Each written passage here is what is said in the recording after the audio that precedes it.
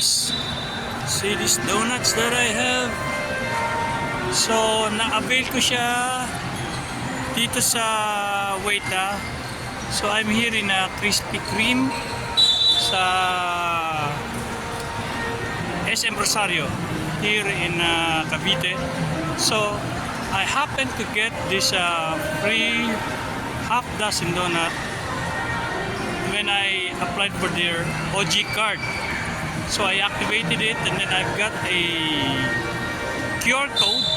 So that QR code is the one that I applied para pa-avail yung half dozen donut sa QR code during registration. And then it so happens na dito sa branch na to, sa outlet na to is that guy over there sabi is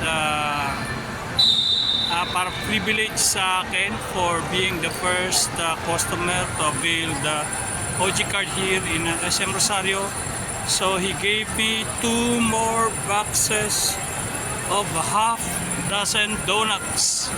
So it's a random pick customer, and I'm the lucky guy na nabigyan. So now I've got 1.5 dozen of Krispy Kreme original glazed donut.